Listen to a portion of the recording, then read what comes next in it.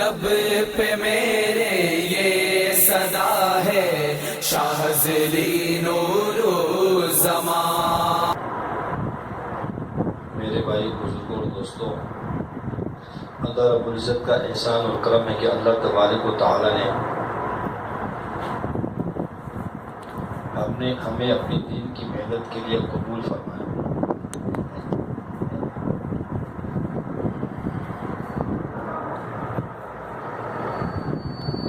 انسان کے اپنے بس کی بات نہیں ہوتی، اللہ جسے چاہے وہ کام لے لے۔ اللہ چاہے تو کسی کافر کو ہدایت دے دے، اس سے کام لے لیں، اور اللہ کام لینے پر آئے تو چونٹی سے کام لے لیں، وہ تجھ سے کام لے لیں، کسی پرندے سے کام لے لیں۔ لیکن مجھے اور آپ کو اللہ تعالیٰ نے جو نسبت دی ہے وہ دین کی، ہم اس پہ اللہ کا شکر ادا کریں، اور جتنا شکر ادا کریں وہ کم ہے۔ اس میں ہمارا کوئی ذاتی کمال نہیں، نہ نسب کے اعتبار سے ہم دعویٰ کر سکتے ہیں، نہ مال کے اعتبار سے، نہ خوبصورتی کے اعتبار سے، نہ زبان کے اعتبار سے۔ یہ اللہ کی عطا ہے، اللہ کا خاص فضل ہے کہ اللہ نے اس دور کے اندر ہمارے شیخ کو چنا، اور ہمارے شیخ دامت برکاتہ کو اللہ نے وہ نسبت عطا فرمائی، وہ کبھی نسبت کہ اللہ نے ہمارے شیخ کی برکت سے ہمیں بھی اس نسبت کے ساتھ جوڑ دیا۔ اس میں ہم سب میں سے کسی کا بھی ذاتی کوئی کمال نہیں ہے، اور اللہ نے خصوصی فضل فرمایا مجھے اور آپ کو جوڑنے کے ساتھ ساتھ اللہ نے ہمیں اس علاقے میں ایک مرکز بھی دے دیا، ایک خانقاہ دے دی۔ یہ اللہ کا خاص فضل ہے، اور یہ خانقاہ مراکز اس لیے ہوتی ہے کہ اللہ کی ذاتی علی کا یقین بن جائے۔ یقین اللہ کی ذات کا بنے گا کیسے؟ جب اللہ کی معرفت حاصل ہوگی، اور اللہ کی معرفت اور یقین سیکھنے کے لیے 3 درجے ہیں، ایک ہے علم الیقین، عین الیقین اور حق الیقین۔ علم الیقین اس کا نام ہے جو اپنے بڑوں سے سنا، باقی ہم تو عالم نہیں ہیں، لیکن جو اپنے بڑوں سے سنا وہی سامنے عرض کرتا ہوں۔ علم الیقین کا تعلق مثال کے طور پہ آپ کے علم میں ہے کہ بریانی کسی چیز کا نام ہے، یہ آپ کے علم میں ہے، اور یقین ہے آپ کا، کبھی آپ نے دیکھا نہیں بریانی کو، لیکن آپ کا یقین ہے کہ ہاں بریانی ہے۔ جیسے ہم نے سنا کہ امریکہ ایک ملک ہے، ہم نے دیکھا نہیں ہے، لیکن ہمیں یقین ہے کہ نہیں؟ اس کو کہتے ہیں علم الیقین۔ ایک ہے عین الیقین، یعنی آپ نے بریانی کا نام سنا، آپ نے اس بریانی کو دیکھ بھی لیا، یہ ہے عین الیقین۔ اور حق الیقین یہ ہے کہ آپ نے اس کو کھا کر اس کا ذائقہ محسوس بھی کر لیا، یہ ہے حق الیقین۔ جنت کا نام تو سنا ہے، یہ ہے علم الیقین، اس کو دیکھ لینا یہ ہے عین الیقین، اور اس میں سیر کرنا، اس میں جا کے گھومنا، اس کی لذت، اس کی نعمتوں کو چھونا، استعمال کرنا، یہ ہے حق الیقین۔ تو یقین اس قسم کا نام ہے، یہ 3 مراحل اس کے، اور ہمارا سلسلوں میں خانقاہوں میں جڑنے کا اور اللہ والوں کے ساتھ تعلق کا مقصد بھی ہے کہ ہمیں حق الیقین کا علم حاصل ہو جائے، اللہ کی وہ معرفت حاصل ہو جائے جو مشائخ اس کے لیے مراحل طے کرتے ہیں، اسباب طے کرتے ہیں، اس کو چلتے چلتے اس کو کرتے کرتے حق الیقین کا علم حاصل ہو جائے۔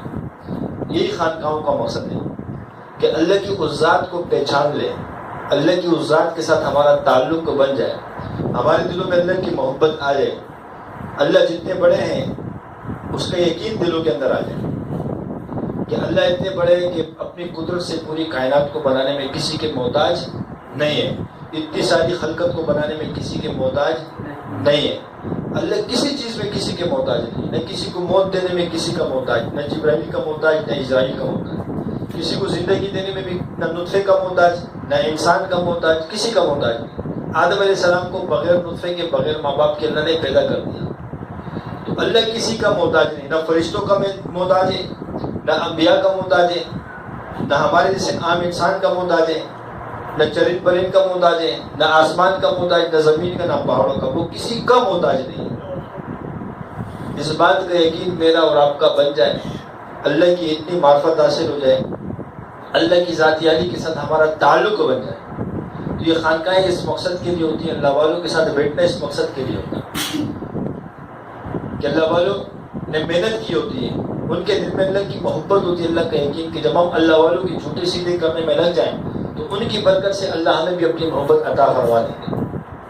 یہی اس کا بیٹھنے کا مقصد ہوتا ہے اللہ والوں کی صحبت میں، کہ وہ معرفت اللہ کی حاصل کر لیں. اللہ والوں کے پاس بیٹھنے کا اور کوئی مقصد نہیں ہوتا. کہتے ہیں کہ بادشاہوں کے پاس بیٹھنے سے بادشاہتیں نہیں مل جاتی، لیکن اللہ والوں کے پاس بیٹھنے سے بادشاہتیں مل جاتی ہیں.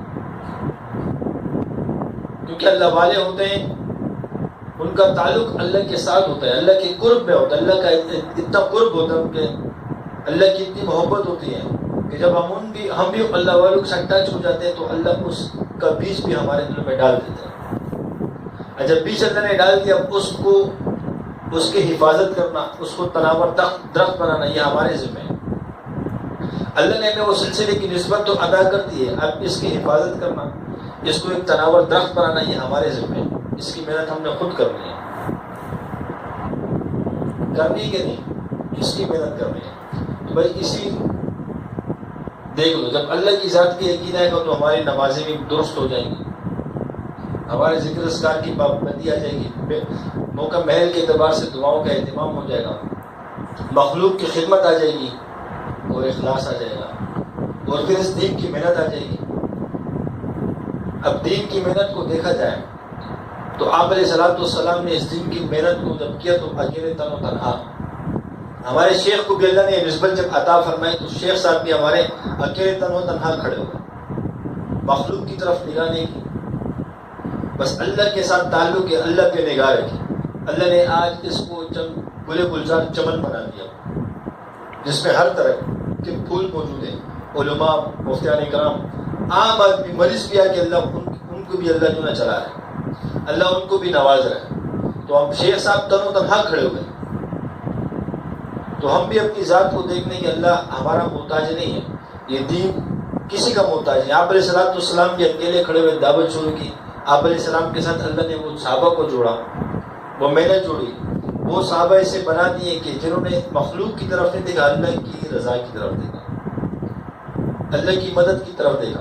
313 ہے، کفار 1000 کا لشکر ہے، لیکن اپنی تعداد کو نہیں دیکھا صحابہ. تو ہم نے اپنی تعداد کو نہ دیکھی، بلکہ انفرادی طور پہ اور اجتماعی طور پہ اللہ کی ذات کی طرف ہماری نگاہ، مخلوق کی طرف ہونی نہیں چاہیے. ہم بھی جب دن کے کام کو کریں تو ہماری نگاہ صرف اللہ کی ذات کی طرف ہو. جب ہماری نگاہ مخلوق کی طرف پڑ جائے گی تو اللہ کی مدد سے محروم ہونا شروع ہو جائے گی. نہ ساتھیوں کی تما ہو، کسی چیز کی تما نہیں، بس اللہ کی ذات ہمارے ساتھ ہو. جب اللہ کی ذات ہو تو کوئی نہ ہو، اللہ سارے بگڑے ہوئے کام بنا دے گا.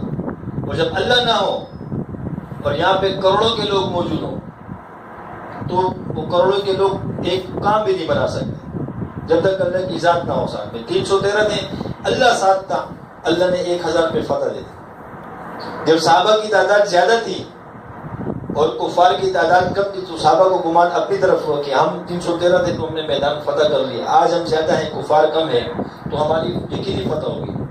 تو اللہ نے اس کا نقشہ ہی بدل دیا. پھر اللہ نے آیاتیں اتاری کہ تم اپنی تعداد پہ نہ جاؤ، یہ دیکھو کہ اللہ میرے ساتھ ہے کہ نہیں. جس کے ساتھ اللہ ہوتے ہیں تو پھر وہ مخلوق کی طرف نہیں دیکھتے، اللہ اس کو فتح دے دیتے ہیں. اور جس کے ساتھ اللہ نہ ہو اور پوری دنیا کے نقشے تمہارے ساتھ ہو، دنیا کی انسانیت تمہارے ساتھ ہو، تمہیں فتح نہیں حاصل ہو سکتی. تو آج بھی ہمارے اوپر وہ مرحلہ آ چکا ہے. سفر میں ہمارا سلسلے کا اجتماع شروع ہو رہا ہے جو ہر سال ہوتا ہے. ہم بھی اپنی خانقاہ کی طرف ساتھیوں کی تعداد کی طرف نہ دیکھیں کہ وہ ساتھی جڑ رہے کہ نہیں جڑ رہے. جب ہم ساتھیوں کے پیچھے لگ جائیں کہ یہ ساتھی جڑیں گے تو یہ خدمت ہوگی، دین کی اجتماع کی یہ خدمت ہوگی، تو جب ہم بھی نقشوں میں لگ جائیں، ساتھیوں کی اس میں لگ جائیں تو اللہ کی مدد سے محرومی ہو جائے گی. جب ہم نے انفرادی طور پہ اپنی ذات کو دیکھا کہ میرے سلسلے کی خدمت کرنی ہے، کوئی نہ ہو، اجتماع میرا ہے، سب کا اجتماع ہے، میں نے خدمت کرنی ہے ہر اعتبار سے، جان کے اعتبار سے بھی، مال کے اعتبار سے بھی، تو اللہ کی مدد آ جائے گی. ہماری اس فکر کی برکت سے اللہ ہمارے ساتھ مدد شروع کر دیں گے. جب ہم نے اپنے ساتھیوں کی طرف توجہ دینا شروع کی کہ ہاں کچھ ساتھی ہوں گے تو دعوت بھی چلے گی، خوب محنت بھی ہوگی، تو گویا پھر ہماری نگاہ اللہ کی ذات سے ہٹ جائے گی، مخلوق کی طرف چلی جائے گی۔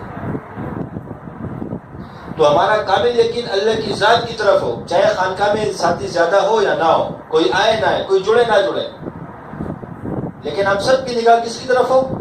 اللہ کی ذات کی طرف ہو، کسی مخلوق کی طرف تمنا ہو۔ اگر مخلوق کی طرف تما ہوگی تو اللہ کہے گا جاؤ تم کروڑ ہو جاؤ، جب میں مدد نہیں کرنا چاہتا تو تم مدد کر کے دیکھا۔ اور جب ہماری نگاہ صرف اللہ کی ذاتیانی کی طرف ہوگی تو اللہ کی مدد آ جائے گی۔ اول تو یہ کہ ہماری نیت صحیح ہو، ہماری نگاہ صرف اللہ کی طرف ہو، کسی مخلوق کی طرف نہ ہو۔ اور دوسری رہی بات یہ، جس کو اللہ نے نسبت دے دی وہ تو اللہ کا شکر ادا کرے اور وہ اپنے آپ کو ذمہ دار سمجھے، چاہے وہ ساتھی جڑتا ہے یا نہیں جڑتا۔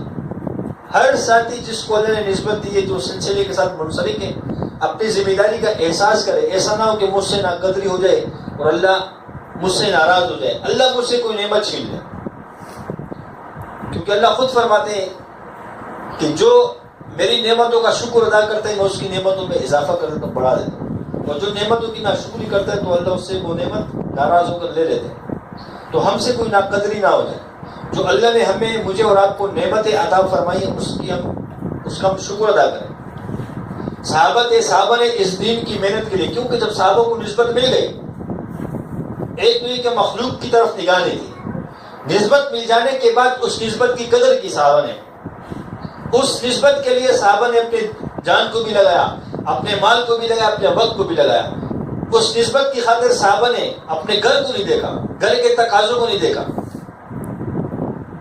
سب کچھ اللہ کے دین پر قربان کر دیا۔ کھجوروں کا زمانہ، کھجوریں پک چکی ہیں، پورے سال بھر کی محنت ہے، لیکن جب دین کا تقاضا آیا اور نسبت کا تقاضا آیا تو صحابہ نے اس باغات کو چھوڑ کر اللہ کے راستے میں نکلے، اس کام میں لگ گئے۔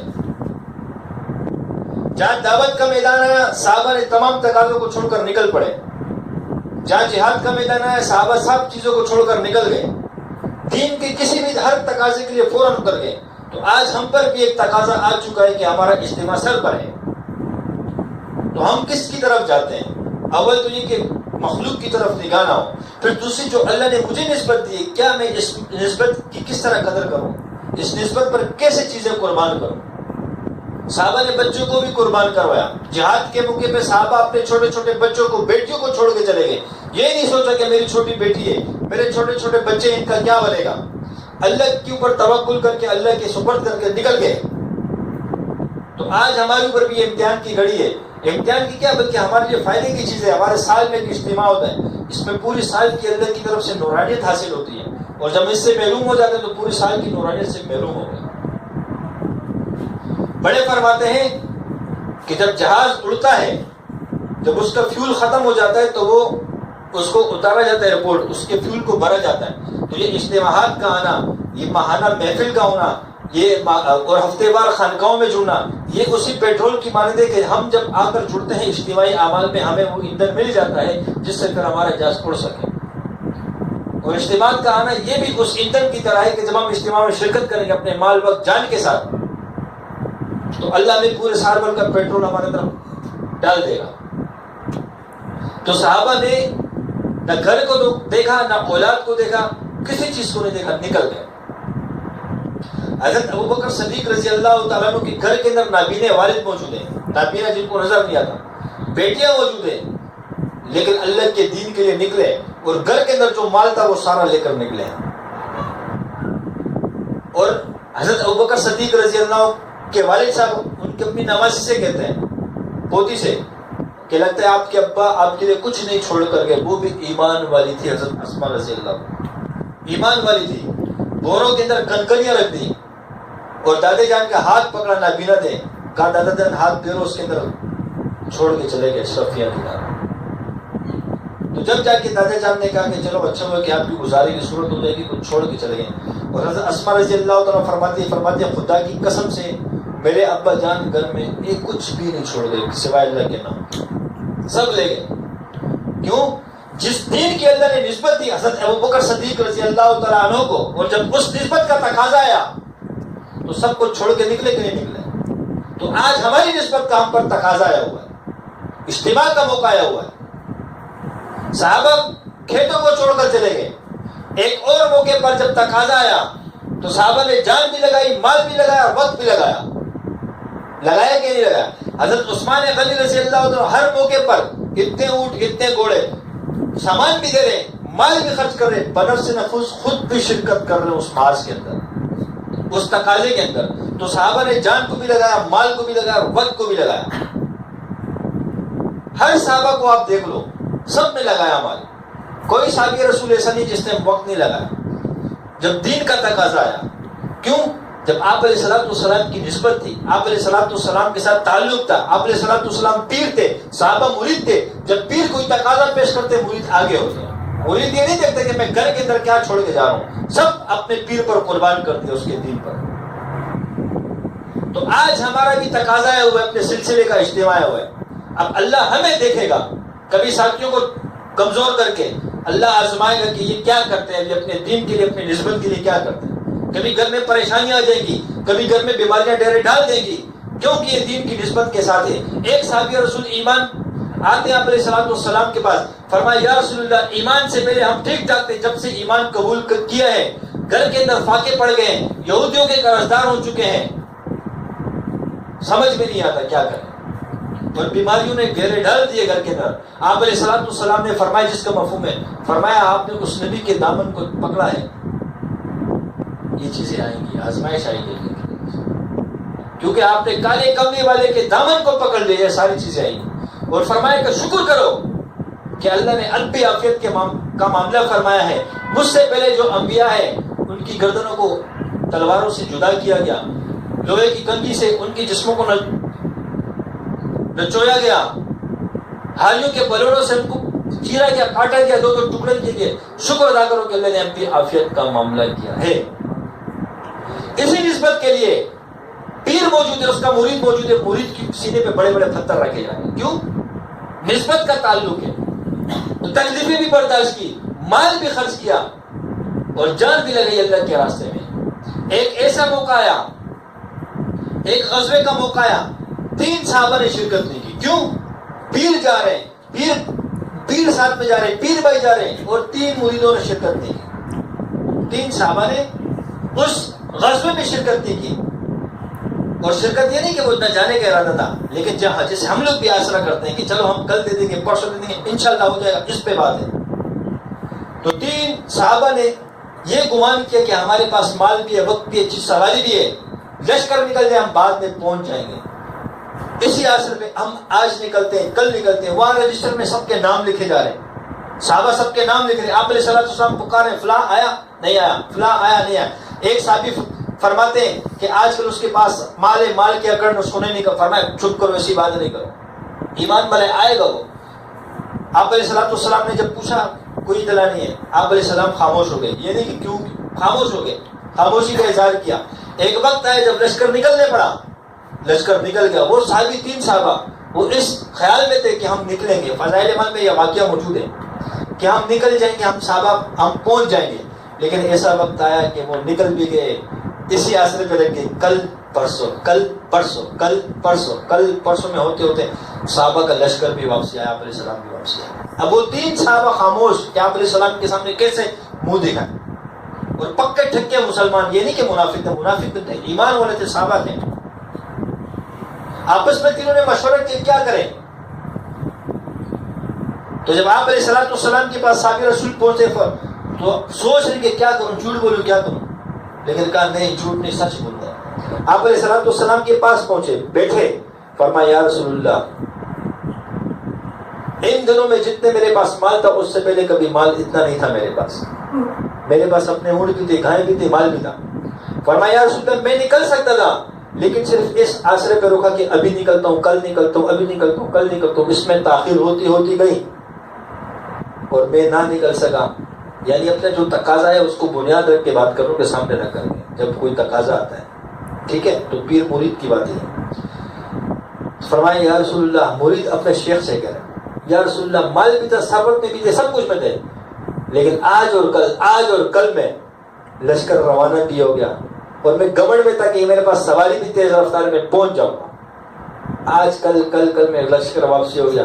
یا رسول اللہ, اللہ نے مجھے ایسی عقل دی ہے, ایسا انداز دیا بات کرنے کا کہ میں آپ کو جھوٹ بولوں آپ کو مطمئن کر لوں گا, لیکن یا رسول اللہ میں آپ کو جھوٹ نہیں بول سکتا, ورنہ اللہ نے مجھے وہ سلیقہ سکھایا بات کرنے کا کہ میں آپ کو مطمئن کر لوں گا, لیکن اگر آپ کے سامنے جھوٹ بولوں آپ کو پتہ بعد میں چلے تو جھوٹ میں نہیں بول سکتا. رسول اللہ میں نے سچ کہا کہ یہ وجہ بنی آج کل میں نہیں جا سکا. اس طرح اور صحابہ نے, آپ علیہ الصلوۃ والسلام نے ناراضگی کا اظہار کیا, بس بات چیتنی کا, آپ بیٹھ جاؤ, تمہارا فیصلہ اللہ کرے گا. آپ علیہ الصلوۃ والسلام نے اعلان فرما دیا کہ ان 3 صحابہ سے کوئی بات نہیں کرے گا, یعنی اپنے پیر بھائیوں سے کوئی بات نہیں کرے گا.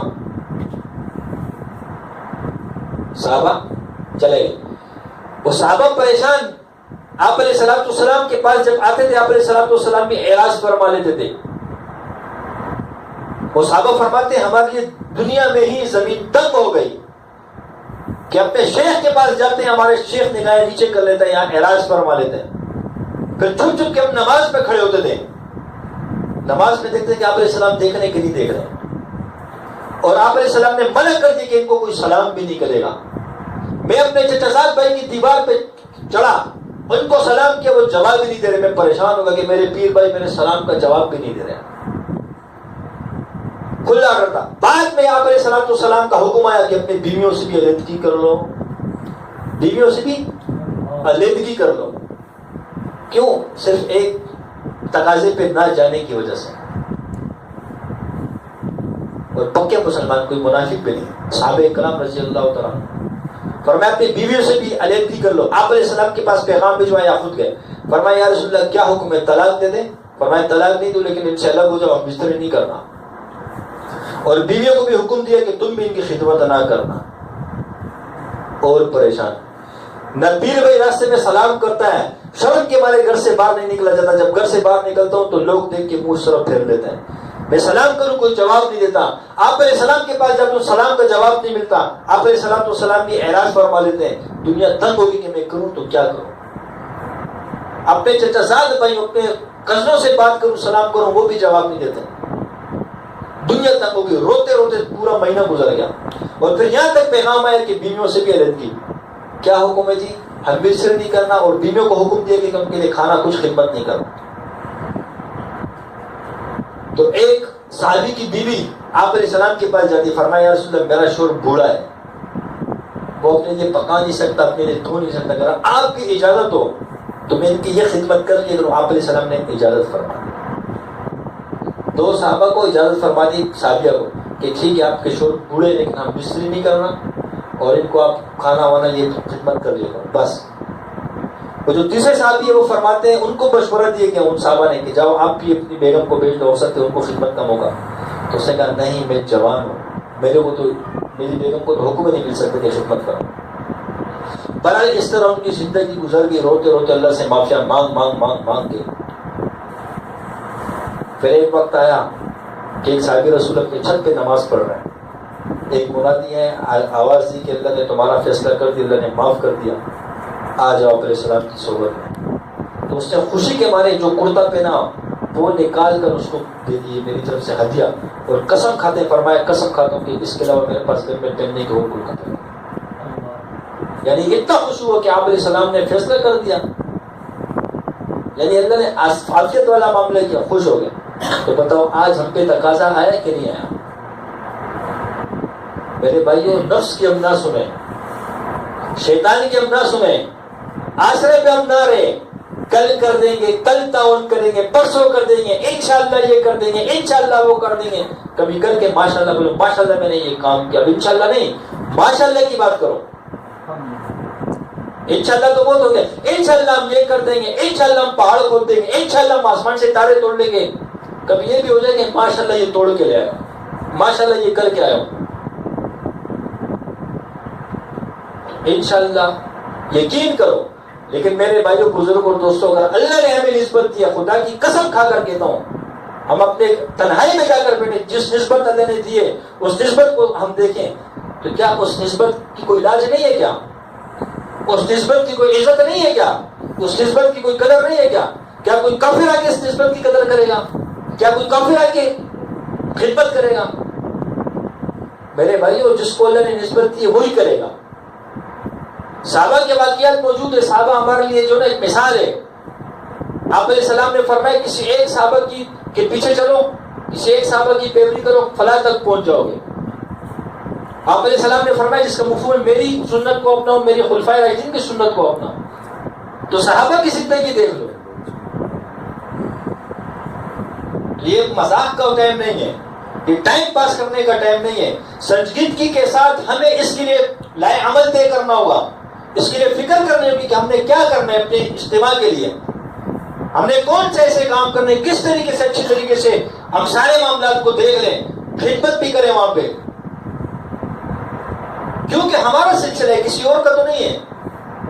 جس نسبت سے اللہ میں نوازے تو اس کی ہم قدر نہیں کریں گے. کب قدر کریں گے؟ جب ہم پہ وقت آ جائے, اس ٹائم بھی ہم سوئے رہے سارے, کب قدر کریں گے؟ صحابہ نے تو چھوڑ دیا سب کچھ. کیا ہوا جب اللہ کے نبی صلی اللہ علیہ وسلم ناراض ہوئے, فرمایا کہ اللہ فیصلہ کریں گے, فرمایا بیگم سے علیحدگی اختیار کرو. صحابہ پوچھنے گئے یا رسول اللہ کیا حکم ہے, پکا چھوڑ دے, طلاق دیتے ہیں ہم.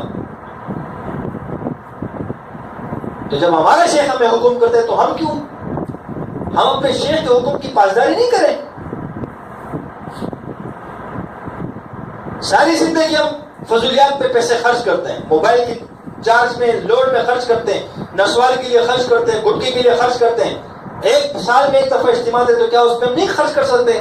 اول تو یہ کہ ہمیں شرم آنی چاہیے. ہمارے شیخ جب ہمیں کہتا ہے تو ہم پہ ہی وہ خرچ ہوتے ہیں. موت آنی چاہیے ہمیں کہ اس شیخ کی برکت سے اللہ نے ہمیں اتنا ذکر میں لگایا, اللہ نے اپنی اس نعمتوں سے نوازا, اور ہم اس میں بھی کہیں گے انشاءاللہ ہم کریں گے, انشاءاللہ ہم یہ کریں گے. تو شرم خود بھی آنی چاہیے ہمیں, مجھے بھی آنی چاہیے, آپ سب کو آنی چاہیے, ہم سب کو آنی چاہیے. ایک تو یہ کہ شیخ, اگر ہم شیخ سمجھتے ہیں اپنے شیخ کو, تو شیخ کا حکم پورا کرنا یہ ہر مرید پہ لازم ہے. صحیح کہہ رہا ہوں غلط کہہ رہا ہوں, یہ اپنے سے چھوڑ رہا ہوں. اگر ہم اپنے شیخ کو کچھ سمجھتے ہیں کہ ہمارا شیخ ہے, ہمارا روحانی باپ ہے, ہمیں اپنے باپ نے وہ چیز نہیں دی جو ہمیں اپنے شیخ سے ملی ہے, تو پھر ہم جہاں کہیں سے ہو گئے, جیسے ہمارے گھر میں دل بیمار ہوتی ہے اس کے لیے ہم ادھار بھی پکڑتے ہیں, اسپتال میں جاتے ہیں دوستوں کی محنت کرتے ہیں, یار خون چاہیے, یہ چاہیے, تو بائک دے دے, تو پیسے دے دے, تو ادھار دے دے. سب چیزیں ضرورت پوری کر رہے ہوتے, کرتے کہ نہیں کرتے؟ اپنی اولاد میں سے کوئی بیمار ہو جائے تو کرتے کہ نہیں کرتے؟ یعنی کبھی ہم نے یہ کہتے دل بیمار ہے, مر رہے تو مرے, تو میرے پاس کچھ نہیں ہو. کبھی ایسا ہوا ہے؟ مجھے کوئی ایک بندہ بتا دے جو ڈیلے کر کے اسپتال اپنی بیوی کو, اپنے بچوں کو, مجھ سمیت, اس کے لیے ہم کریں گے, سب کچھ کریں گے.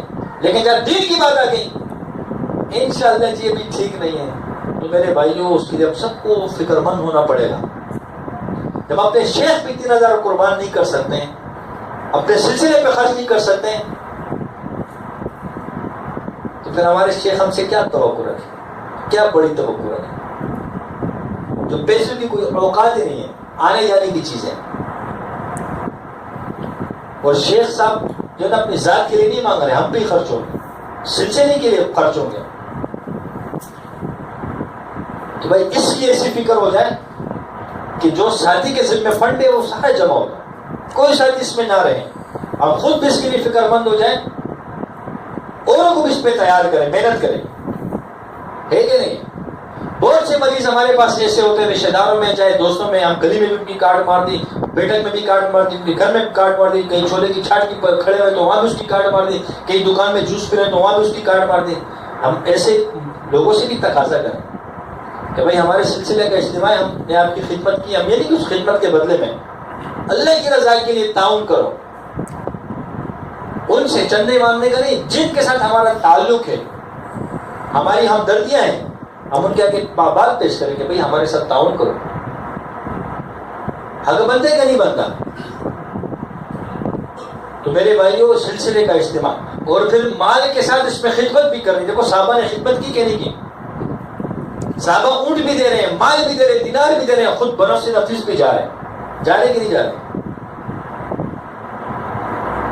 سعد بن وقاص رضی اللہ تعالیٰ ایک لشکر کو لے کر نکل گئے. راستے میں کھائی آئی, گھوڑے کو یوں جھپ لگا کے گزارنا تھا, تو وہاں پہ ایک گھوڑا نیچے گرا. ایک صحابی تھے, پیچھے جو لشکر تھا تو وہ ان کو رونتا, وہ بھی جب کیا گیا تو گھوڑے کے پاؤں لگتے لگتے وہ صحابی شہید ہو گیا. تو سعد بن وقاص رضی اللہ عنہ امیر تھے لشکر کے، گھوڑوں کو روکا، دیکھا کہ صحابی شہید ہو گئے، کہا چھوڑ دو اس کو، نکلو اپنے مشن پہ جاؤ، اس وقت اس کی تدفین میں لگ جائیں، اور آپ علیہ الصلوۃ والسلام نے جس مشن کے لیے بھیجا اس میں تاخیر ہو گیا، نکل گئے مشن پہ، واپسی پہ آ کے اس کو دیکھیں گے کہ واپسی آئے لشکر سے اپنے معاملات کو پورا کرنے کے بعد جب واپسی آئے تو اس صحابی کا بھتیجا فرمایا میرے چچا جان، فرمایا اس طرح واقعہ ہوا، فرمایا میری جان، ہم سب کی جان چلی جائے اور ہم ہمارے اوپر سے گھوڑے دوڑے شہید ہو جائیں ہم، لیکن آپ علیہ السلام کے حکم میں تاخیر نہ ہو، یہ ہمیں قبول ہے۔ صحابہ کا ایسا خود شرکت بھی کرتے تھے، جان کی بھی پرواہ نہیں کی۔ آج ہمارے سلسلے کا اجتماع 15 محرم کو ہم نے یہاں سے ساتھی دے رہے ہیں خدمت کے لیے، تو ہم کچھ تھوڑی بہت حیا کر لیں کہ اپنے سلسلے کی خدمت کر لیں، اس کے لیے فکر مند ہو جائیں، اور ساتھیوں کی طرف نہ دیکھیں کہ یہ جائے گا تو میں جاؤں گا، نہیں، انفرادی طور پہ سارے ساتھی پیش ہو جائیں۔ شروع میں کہا کہ ہم نے ساتھیوں کی طرف نگاہ نہیں رکھنی، اللہ کی طرف رکھنی ہے۔ جب صحابہ نے آپس میں دیکھا کہ آج ہماری تعداد زیادہ ہے تو اللہ نے سمجھانے کے لیے نظام تھوڑا چینج کر دیا، پھر جب اللہ کی طرف متوجہ ہوئے اللہ نے فتح دے دی۔ تو ہم بھی ساتھیوں کی طرف نہ دیکھیں، اللہ کی طرف دیکھیں، تو ہم اس میں شرکت کریں اور خدمت کریں، تو کریں گے نا بھائی، کیونکہ سال میں ایک موقع آتا ہے ہمارے پاس، تو سارے تقاضوں کو انشاءاللہ ختم خواجگان کے بعد مشورہ ہوگا، اس چیزوں کے متعلق مشورہ ہوگا، یہ ذکر کے بعد انشاءاللہ لنگر کے بعد مشورہ یہ ہوگا کہ فنڈ کی ترتیب کس طرح بنائیں، اس حلقے میں جو ساتھی ہیں ان سے کس طرح رابطہ کیا جائے، کس طرح ان سے ملا جائے، ان سے وصولی کی کیا ترتیب بنائی جائے، اور خدمت کے اعتبار سے کیا ترتیب بنائی جائے۔ تو انشاءاللہ اخلاص کے ساتھ ہم سب سنجیدگی کے ساتھ اس پہ بیٹھیں گے نا، کریں گے نا مشورہ اور فکر کریں گے نا، کیونکہ ہم یہاں پہ ایک جماعت بیٹھی جو بڑے فرماتے ہیں کہ جب آپ مسلمان کسی چیز کے لیے فکر کرتے ہیں اللہ اس کو وجود عطا فرماتا ہے۔ اگر ہم 2 ساتھی آئے، 2 ساتھی فکر کریں، 2 ساتھی کی فکر کی برکت سے اللہ وجود عطا فرما دے گا۔ 10 ساتھی اور 10 ساتھی فکر کریں تو اس کی فکر کی برکت سے اللہ پاک وجود عطا فرما دے گا۔ تو ہم تمام ساتھی انشاءاللہ آج قربانی دیتے ہیں وقت کے اعتبار سے، ہم بیٹھے اس کے لیے ہم فکر کریں کہ یہ کس طرح نظام ہو جائے، ٹھیک ہے؟ انشاءاللہ ذکر ہوگا، ساتھی قریب ہو جائیں۔